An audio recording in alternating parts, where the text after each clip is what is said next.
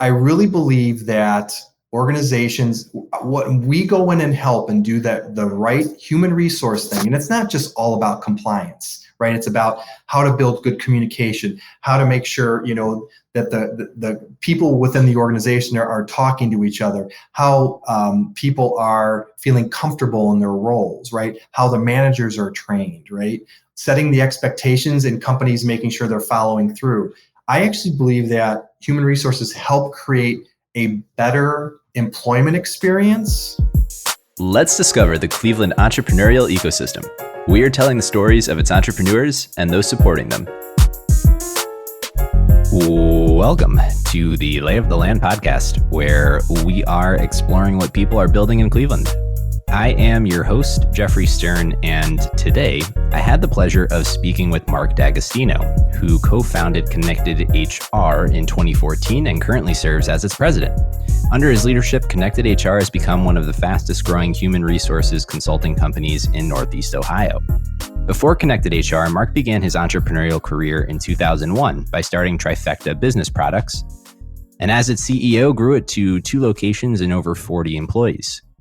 In 2011, he ultimately sold that company to an independently owned Ohio corporation, and the year after, co-founded a staffing and recruitment startup and served as its president for 2 years. Mark has worked hard to bolster the business community in Northeast Ohio, having served on the board of Northeast Ohio's leading economic development organization, the Middle Market Committee of the Greater Cleveland Partnership, as well as the Greater Akron Chamber Task Force. Mark previously had the privilege to serve as the president of the Cleveland chapter of the Entrepreneurs Organization. I very much enjoyed having Mark's perspective on the changing macro dynamics of employment, how the nature of work itself is changing, the business of fractional HR, and the journey Mark has been on building ConnectedHR. Please enjoy my conversation with Mark D'Agostino.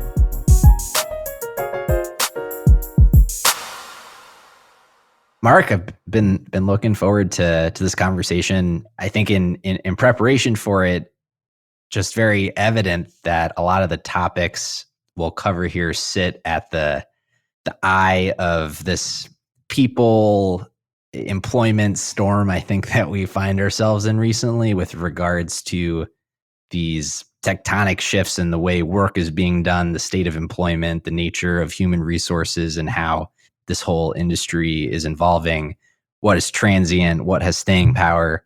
I'm very much looking forward to getting your perspective on this and looking forward to unpacking those topics here with you today. Well, I think before we kind of get to those macro level things and the work you're doing with ConnectedHR, I know you have a past here of entrepreneurship prior to the work you're doing today. And so I'd love to just understand your journey to entrepreneurship and a little bit of your background and maybe just set the stage for us here. All right. Well, I could tell you a little bit about it. A little over 20 years ago, I started my first company, and it was an industry that I was in for many years before I started the company. I always knew I was going to start a company. It's just a matter of kind of getting the table set to do that, right? It got married, start having children, the pressures of life kind of take over.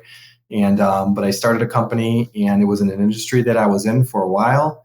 And so I knew that industry inside and out. Like I wouldn't call myself an expert, but I was darn close. And so started that and hit the ground running. And it was interesting how back that long ago, how you started a company, right? You bought a computer system, you bought a phone system, right? It was very brick and mortar feeling. And I brought some employees that I used to work with at the other organizations that I was working for. And, we hit the ground running. I had a bank of customers that I was starting with, right? And within the first year, we were doing, quite a bit of business. And the second year, we were killing it. And it was a tough industry. It was a supply industry, very brick and mortar type industry. But so that's how I started the first one. This company, ConnectedHR, is a whole different story. Like it's just a completely different trajectory and how it was started. And so actually, when I do some mentorship with Cleveland State and personally with some kids, people that are rising into, want to get into entrepreneurship and are business people. And I tell this story all the time with them, how the difference of starting a company back then and starting a company 10, 12 years later. Yeah, I'm curious, as you had kind of navigated that process, what were some of the differences? What are some of the reasons you came back to start something new? What was your kind of thought process? Well, for the first company, I ended up selling it. So we started the company. I'll give you a date. It was 2001, and then we acquired a company, and that was in the pretty predominantly the Northeast Ohio, Greater Cleveland area. We acquired a company in the Youngstown area. I had never been to Youngstown in my life. It's an hour away, but a world of difference. Like, it's just a different type of business community out there. We had acquired that company out there, and the company had been in business for decades and decades that we acquired. And we merged the companies together. And then about 4 years into it, we were able to sell the whole group. It was a highly competitive industry. It was tough. It was time to get out of that industry. There were the big players were coming in, and companies that were 200 times our size. So navigated all that. It was very interesting. When we bought the company in Youngstown, it was actually right when the recession was hitting. So it was a really interesting time. Banks were locking us down. It was rough, right? You learned a lot of lessons during those tough times. It was interesting. Put a lot of stress, but you know what? It tooled me up for the next evolution of what I was going to do. So ended up founding ConnectedHR. I have no HR background, zero, and founded this because I saw, after I sold the organization and I got into recruitment and staffing for a short period of time, I saw how grossly underserved small businesses were with regards to HR. It's almost non-existent. And so I thought, I saw there's a thing out there called fractional CFOs, and fractional CFO business is huge in the US.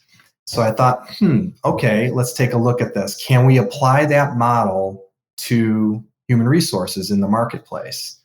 So I just pieced it together, and I just said, all right. And I literally started one consultant and one client at a time and built it up over time. So when I talk about the first business that I had a bank of clients ready to go. So we had revenue positive right away. This was, all right, we got to figure this out. And I didn't know how to hire HR people. I really didn't even know the right talking points when talking to clients. So I look back at that, I'm like, whoa. And so that was really, we took on our first clients in 2014, and right at the beginning of 2014. And I was like, man, this is tough, right? And then we just learned along the way. So when I started the company, we had a virtual phone system. We did everything in the cloud, right? We worked off of our cell phones, our mobile phones. Like, the first company, everything was brick and mortar. This was so different. And we really didn't even really have an office at first. Heck, we didn't even get our website up for 2 years. And so it was just a way different way to enter an industry. And it was an industry I didn't know. So, we're in our 9th year now. We've learned a heck of a lot, and we're in the right business at the right time, right? COVID hits. We grew a ton last year, and small businesses are screaming for HR infrastructure and help and guidance, right? And it's all tied to recruiting too. They're all intermingled. So, right business, right time. But we've learned a ton. We've built things the right way. And, as a business owner, you learn things along the path. And, you make mistakes along the path. When we talked offline, you talked about, lots of mistakes and learn from them. And I sure did. So sometimes I see myself in the same pattern of making the same mistake. I catch myself say, you screwed that up once, don't screw it up again. So in this business, this is professional services as opposed to distribution for the first company I was in. So the difference is not so much the product or service that you're delivering, but how you really run your organization, how you treat your people.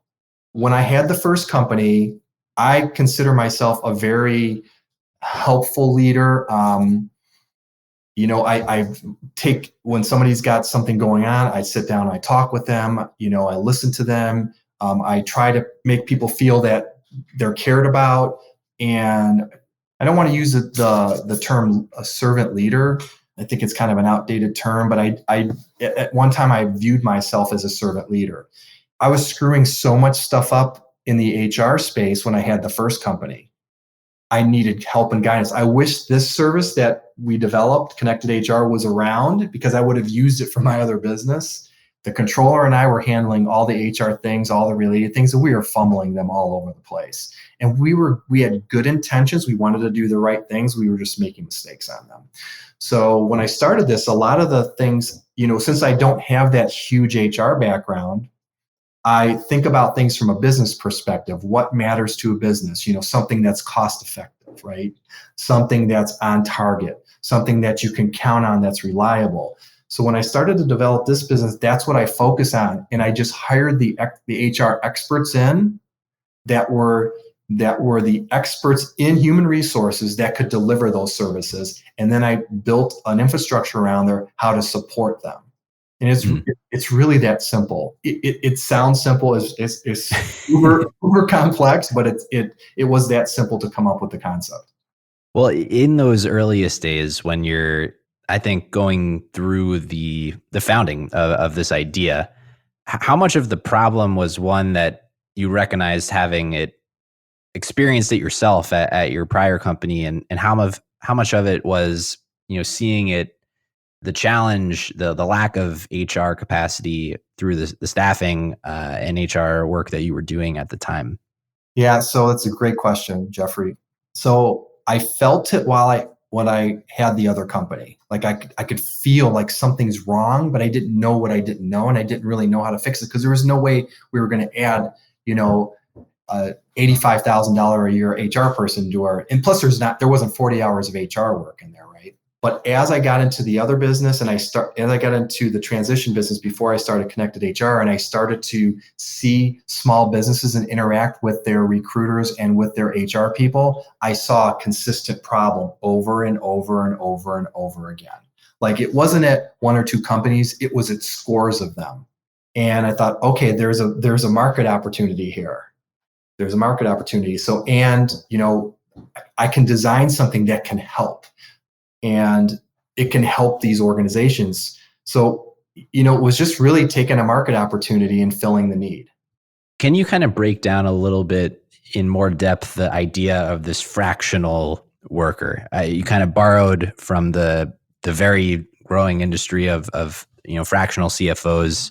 We've had actually Air CFO, a company here in Cleveland, on the show, but where maybe the inspiration for the model came from and how it translates in an HR capacity. So small businesses need HR guidance. And many times someone at an HR administrative level doesn't have the knowledge base to drive initiatives, build processes, build infrastructure, build strategies. And most of the small groups need this. And it sounds complex, but it's actually not. But you have to get to someone that's risen generally to an HR director level in their career and have done these things before. So when I'm looking at the companies that were out there, they didn't have this, and there wasn't anybody that was going to be able to come into they weren't going to be able to hire anybody to come in and do this. And so I saw companies having HR people, they just weren't at the level that was needed to build the strategy and the processes. They were getting some things done, and they typically had multiple other duties, right? They might have been even doing like invoicing and accounts payable, right? So they could never truly really focus on it. And a lot of times they were just pulled into recruiting, especially get into a manufacturing environment. The HR person is doing the bulk of the recruiting there too. So I actually picked up fractional from fractional airplanes. Back in the day, like they're still out there. The companies, I actually didn't think about fractional CFOs until I got further into it. I was thinking about a shared resource. So that airplane, you buy a fraction of it, right? And you buy your time in there. So I looked at that and I thought about that with HR people. So I figured out I try to figure out how I can get the higher level, the people that have risen to a certain level over their career, into these companies and share them. And I looked at the HR consulting models that are out there, and a lot of them are 1099. So say you were an HR consultant and it was ABC Consulting. We'd say, hey, Jeffrey, we got this gig for the next 6 months. Do you want to jump in and do this? And you'd say yes or no, that you're full or not. We changed it. We flipped it. We went to a W-2 model. So all of our employees are W-2 employees of Connected HR, and we build their schedule and they come in. It's a different way to deliver to deliver the consulting services. And how is it that you're able to get up to speed with a given customer and, following the life cycle, the trajectory of a company over time? Are you able to scale with that company? Do you kind of facilitate the onboarding of someone in a full-time capacity when they get to the point where there's a sufficient workload to kind of mandate that? How do you think about, the relationships you have with the companies you have as they grow and as you help them grow? Really on target questions. These are great questions. You have a good understanding of this. So we do start most companies with, we call it our valid HR audit. And it's kind of like, before we did the audits, it was like a paratrooper dropping into a war zone, right? And you were just, the HR consultant was dropped in there and they had to navigate and find out what's going on and get it all. Matt, there's a lot of stuff going on. There's a lot of stuff and it's overwhelming. So we did this audit and actually sets an agenda. It sets action items. It holds everybody accountable on both sides, to follow that. And it gives them a game plan. And so once we did that was a game changer. That was years and years and years ago that we started to do that. So that allowed us to start to focus on some techniques that we're using. And then we started to see the same repetitive things happening. So we learned as a group, and as we got more sophisticated and we were in the business longer, we knew the shortcuts, right? We could see things coming before they were coming. Every company is unique. You could have two manufacturers in Cleveland that make the same widgets that are right next door to each other, the same amount of employees, but the HR delivery and what's needed in there could be very different. So we really did focus on the companies that we were supporting individually, but we were bringing in some proven processes and best practices. And when you started the company, did you have a vision for what ConnectedHR has evolved into today, or was it really more a recognition of, here's a market opportunity, I want to try and solve this, or were you thinking more like, there's a company that I can build, addressing this problem? Both. I saw the need in the market. That's the opportunity, right? But I also saw an opportunity to hire people. And this was even, think back, almost 10 years ago, there was an opportunity. You have a lot of people that have paused to start their families from their careers at times, right? And, you start having, I have 4 children. And that's a lot of work when you have 4 kids. And when you have even one child, but you start to get to 2, 3, 4 kids, it becomes, your family time is important and your work time is less important because you got to take care of your family, but you still got to put food on the table. So I figured out a way that we can create an opportunity for people to work in there, stay in their career, but not have this, 7:30 to 5:30 HR job they're getting calls after hours, right? They're getting pinged at 10 o'clock at night. It kind of lowered the stress level of the HR professionals, and they actually can work a flex schedule. They can work full-time or part-time, and it's up to them what they want. So we designed it around the type of workers that we were trying to pull in, and we matched up with the market opportunity. The vision was that we could actually build the best HR team in Ohio. And so that was the original vision of it. And then we also wanted to bring a training center. So there's a group in Cleveland that does a lot of manager and supervisor training, and we want to do more of that. And we actually moved to the Ohio City area, right next to the West Side Market, and we opened up a training center. And we did that because we wanted to train frontline supervisors and managers, because frontline supervisors and managers in the small business world are generally not trained up enough. So COVID threw that back a little bit. So we're getting that built again, and we have to redesign it, reconfigure it, right, to accommodate. But we would get classes in here before COVID, 15 to 30 people and supervisors, and we were doing multiple classes, and it was great. And we would bring our team in to train and to train them. And so yeah, that was really that was the vision. It's pretty simple. Yeah, no, I think it is. It's really interesting, actually.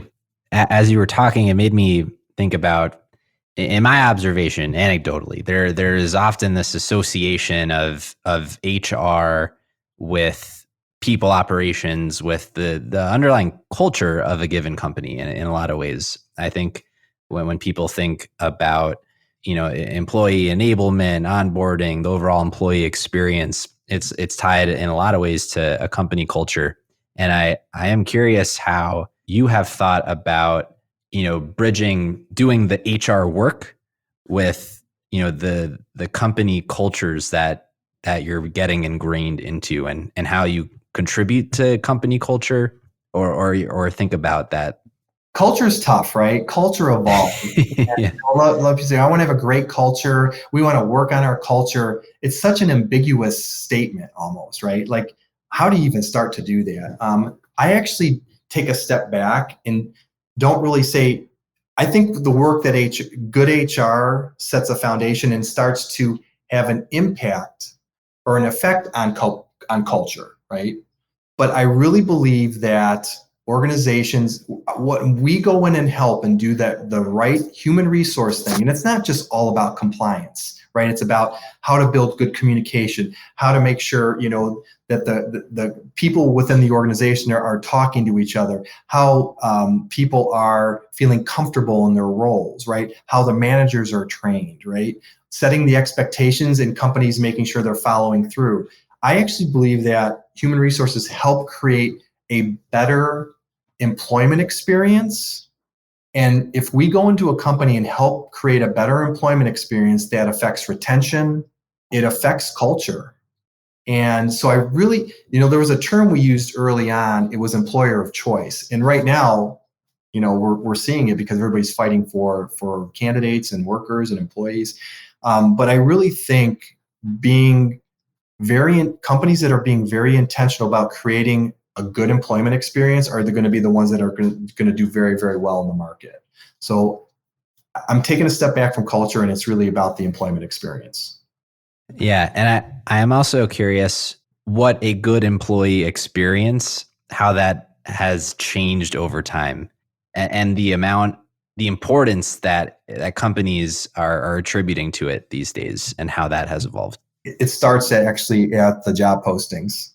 How is your company posting the jobs?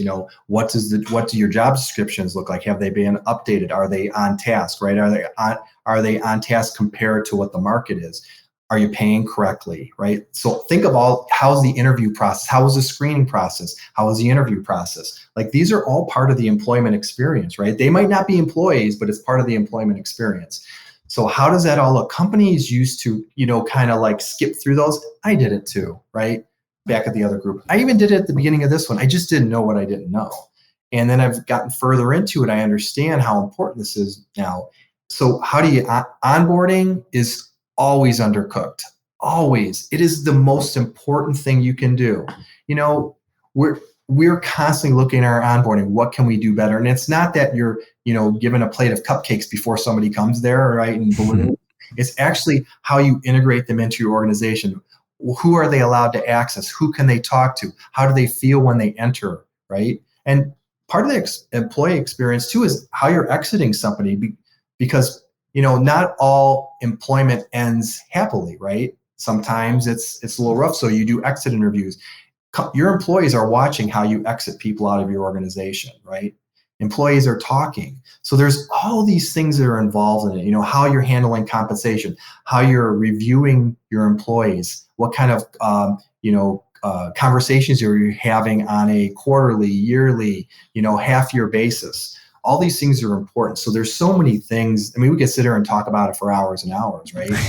But it's all part of the employee experience. How are your managers, are you training your managers on emotional intelligence, right? Are they able to have really good conversations with their employees? 80% of the HR problems start at the supervisor level. Supervisors are fumbling things and it's causing problems. The stats of people leaving jobs because of their managers. It's true. It's very, very true. So there's all kinds of things. And when you look at all this in total, it's all part of the employment experience, all of it. And it's so much work, right? But, you just chip away at it. You get a little bit better all the time at these things, right? And if you fall off on one of them, you go back and revisit and say, okay, we're going to work on this again. Yeah, no, it's very interesting. So Maybe just focusing a little bit on the evolution of connected HR over time. Maybe, kind of paint a picture of where you are today as an organization, and I think we can go from there. Okay, I think we're a very blessed organization. We've been able to hire and work with some tremendous talent, some wonderful people. They care about what they do. They care about their families. They care about their coworkers. They care about their clients. They care about the clients' employees, right? You can never take that stuff for granted, because people that are conscientious and care can really deliver services. And at the end of the day, we're all working. We've got to work to make money and put food on our table. But the people that care, they go the extra step and they make sure that things are taken care of and buttoned up. So I think the reason I say all that is the evolution of the company is we've been able to, as we've grown, we've been able to bring on people that match our core values. And core values, I wasn't a big core value person with the first company. And I actually wasn't at the beginning of this company. So what's evolved is everything's focused on the core values. If someone does not fit our core values, they can't come on our team and they're not going to stay on our team. So, we got our core values down. They're very, very important. And if the evolution is, if we stay true to those core values, the company will continue to grow. And maybe just to unpack those, what do those look like? And what does that mean in practice? I'll give you a couple of them. So our main one is collaborating. So as an organization, we have to collaborate internally. So when you think about a company hires an HR professional, it's like, say they go out and they hire an HR professional, pay somebody to come in and be their HR manager, director, whatever. That's a singular person that they've gone out and hired, right? So that person might have, their previous experience that they're bringing in. They're part of HR groups that they're part of, and then they have their own personal network, right? So they know what they know. These workers become an expert at the company that they're working at. The Connected HR team, everybody in our team works at more than one client. So they work at more than one company. But what they do is when they don't know something, they go to the team and they collaborate with them, say, I don't know how to do this. Has anybody run into this? Can somebody help me with this? We've built things into our company that allows that to happen easier. And so now their knowledge base grows beyond just that single person. So collaborating is important, but we also have to collaborate with the clients. It's not us just coming in and telling them, you're going to do this, you're going to do this, you're going to do. It's not that at all. It's like, okay, why are you doing your PTO like this? Explain how it got to this point. Like, what are you struggling with? What's your pain points in it? And then you come up with some solutions for, okay, let's work on this. Let's negotiate how we can do this so it's better for ABC and XYZ company, right? And that collaboration is huge. In the world right now, people have become very isolated because of COVID. And I think you're going to see like a dawn of collaboration. It's going to happen. It's not yet, but it's going to happen. And I think the companies that collaborate better are going to be the companies that succeed. So collaboration to me is our number one thing. And it's hard because we're working at 50 some companies scattered all across Northeast Ohio, right? We're all over the place. How do we stay connected? By collaborating. And it's the number one thing. There was a couple years I deemed like 2016 was the first year of collaboration. So we themed the year, right? And we did it again in 2018 because I felt the collaboration was falling off. That's why I point it right back. If you can't collaborate, you're not a good fit for Connected HR. It's interesting in a lot of ways that the shared ubiquitous problems of the companies that you get to work with, you get to create this shared knowledge base that you can kind of leverage to borrow from experience. Like how often are you coming across challenges, HR problems that you have not encountered before? Like how much of the difficulties that companies have are shared problems that other companies have? There's a line I use. I sometimes when we're talking to potential clients, I say, they're like, oh my gosh, this is terrible. We've got this. I said, these are tough things. But I said, you guys are a good company, but you're not unique because you have the same problems that a lot of other groups do. We see a lot of the same repetitive things, right? COVID threw it all sideways. The COVID chaos, like that was a whole nother thing. And, we trained with them during COVID. We trained with employment attorneys. We actually got stronger during COVID. We got better. And we saw a lot of HR folks quitting their jobs and getting fired during COVID. They weren't able to build the resource network that they needed. We were already, before COVID, building that resource network together. And so when COVID hit, we were like, it was like, okay, we got this, right? And so we were able to share information really quick.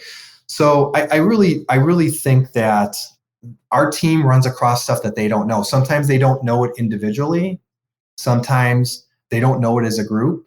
Sometimes if they don't know it individually, they take it to the team and they get answers back from the team. Oh, I ran into that in my career at one point, or I'm doing that at ABC company right now. So it's kind of a shortcut, and everybody's accessible to each other. Yeah. What does the competition look like in this space? When you're giving this pitch, when you're trying to sell a customer, what are their alternatives they're thinking through, and what does the whole kind of market dynamic look like there? I mean, there's lots of HR consulting groups out there. I actually don't pay attention to them much. I really focus on what we're doing, but one of the biggest competitors is actually a direct hire. Like somebody going out and hiring somebody directly instead of outsourcing the services to us. And I have a lot of reasons, depending on the situation, why they should or shouldn't do it. There are times we've come in and done an audit and say, you need to hire somebody full-time at this position, at this level. There are other times I said the outsourcing through our fractional HR services is the right thing to do. So we really look at everything unique, but it's really a direct hire. That's probably our biggest, if you want to put it in the competitor category. Sure. Do your customers, maybe poach is not the right word, but try and, having built great relationships with your people, when they're at a stage where they're ready to build that core competency internally, try and pull your people? It's happened a few times. Yeah, it's happened a few times. It's uncomfortable. We don't particularly care for it, but our team that comes here, almost everybody on our team, if you looked at our team roster, they left jobs to come work in this environment. So nobody on our team was a consultant before they came here. Zero. So yeah, it's happened a handful of times. So we have the appropriate conversations at that time. Yeah. When you think about the growth levers that you can pull and kind of the prospects for the future, are you thinking more along the lines of what are other services we can offer? What are other geographies we can expand into? And I'm curious also with that, what keeps you up at night? What are the risks that you're weighing? So compared to the first business, I actually sleep really well with this business. That's good. Yeah. Sleep is good, especially when you get older, like my age. You really do treasure your sleep. So let's talk about growth. So yes, you can. So this can be replicated in other areas, right? So we are actually opening an office in Austin, Texas. It's starting now. So we're just getting it going now. We've secured space. We're starting to look at the recruiting environment there for talent. We're talking to potential clients. We've got proposals out and all that. So we've integrated into that business community, and we're going to continue to do that. That's such a growth area in the country. There's so many businesses that are starting, and there's a ton of small businesses. And as like the Teslas of the world move there, all these ancillary businesses are built to support, what's moved into the area. So we are focusing on that. It's a very inclusive area for us. The organizations are looking for companies like us in there. So that's a target area for us. We have a couple employees in the Pittsburgh area. We're intending to expand into Pittsburgh, and we've done some work in Columbus, and we're going to be focusing on Columbus too. So there's certain areas that we're targeting that we're going to keep focused on. So geographically, we can grow that way. As far this isn't a service you can sell to people. I can't call you up and say, hey, Jeffrey, you want to get some HR services? It just doesn't go that way. So you have to build your referral network up. And it's working with employment attorneys, it's working with fractional CFO groups, it's working with benefits groups, that you're a trusted resource. We get all of the work we get is referred now, all of it. And these professional service providers out there, when they're referring us, it actually helps them do their services in the company, right? because we're a very viable, calming force that shows up, and we're very organized. So we actually help the companies that they're supporting. It makes it easier for them to do business. So I don't look at this business as something that's going to, triple in size every year. I do look at it as continuing to grow. The need in the market's there for HR services. And I do think that's how we'll continue to grow the business. That being said, we also did start a separate recruiting division. We stayed away from that because we wanted to be the predominant HR force in Ohio. We had to start recruiting because obviously the market that we're in is crazy right now. So we needed to separate that. And we've done I won't get into it today, but we've done the model a little different. We're much different than a contingency recruiting firm. And that's another growth area. And we are actually looking, and I can't say specifically right now, we're actually looking at either starting another business unit to support it or acquiring something. So we're constantly looking, because if my view is if you're not moving forward, you could be taking a couple steps back. I think we can go down a detour for a sec here. I want to maybe talk about the craziness of the space at the moment, and maybe hit on a few of these macro topics that we're seeing: great resignation, remote work, the mental health and burnout that I think we're all feeling, seeing, experiencing in the space. What culture in a remote world and HR in a remote world looks like. Pick your poison here, but I'd love to get your perspective on some of these topics. Yeah, so Cleveland, Northeast Ohio is a Rust Belt area, right? So there's this manufacturing and construction mentality. So it's kind of like, get your butt in here and get to work, right? And, in manufacturing and construction, you got to show up to make money, right? Someone's got to run the machine, or someone's got to put the bricks on top of each other, right? Or dig the hole. So when you hear in the media a lot of the, the great resignation and, hybrid work, it doesn't apply to all companies and all industries. Mm-hmm. So it becomes very confusing. And I think the stat, we have a lot of construction groups that work with us. I think the stat is for every 5 people retiring construction, I think only 2 are coming in. So there's going to be a huge deficit. 2030 is the year where you're going to see the huge deficit, bigger deficit in manufacturing and construction. So, those are things we have to pay attention to. And as entrepreneurs, as business leaders, as governments, we have to figure out how to fill these seats, right? And you've heard a lot of the conversations about, maybe college isn't for everybody. People can make some really good money being a welder and have a wonderful career. They can have a great career in construction, in the trades, plumbers, electricians, right? Manufacturers are screaming for people. There are some wonderful programs manufacturers have for people to get hired, right? Of all sizes. And I think what you're going to see is the smaller manufacturers and the construction groups raise their game on how to get people. So I think that is actually, so instead of talking about everybody that's leaving like tech companies and professional services firm, I think there's going to be opportunities in the other space. We'll see what the United States looks like in a few years, if that's going to happen. But I think there's a huge opportunity. And I think people can create some very nice lives and wealth for themselves and have some great careers. I think the great resignation, people are switching jobs a lot. I think industries just have to adjust. I have many friends that are business owners, and they've got 6-figure jobs they cannot fill, either for competitive reasons because maybe they're not the right career opportunity, or maybe they're just not paying enough in that space, right? And it's a bunch of reasons. People are quitting jobs, but I think people are quitting jobs for some of the same reasons. Is that this was just the time, they didn't really like the way the company was going. They didn't line up with their manager, or they just got a ton of money from another group and they're saying, why not try it and see if it works? I think we're starting to see with some of our clients some boomerang where people have left for bigger opportunities and they've come back. So I think employers need to be open-minded about that. Like, sometimes you get mad. Somebody's like, why did they leave me? Why did they leave me? Right? Why did they leave this company? We're a great company. Or a manager saying, why did she leave? I think you got to be open-minded about having them come back, right? Do a good exit interview, don't burn a bridge. Both sides. The employee shouldn't burn the bridge and the employer shouldn't burn the bridge. Like, look, we're all trying to make things work. We're all trying to get by in life. Life got really hard the last handful of years. Let's just be honest, for all ages, right? But I think you're going to see a lot of people starting to retire too. You're starting to see it now.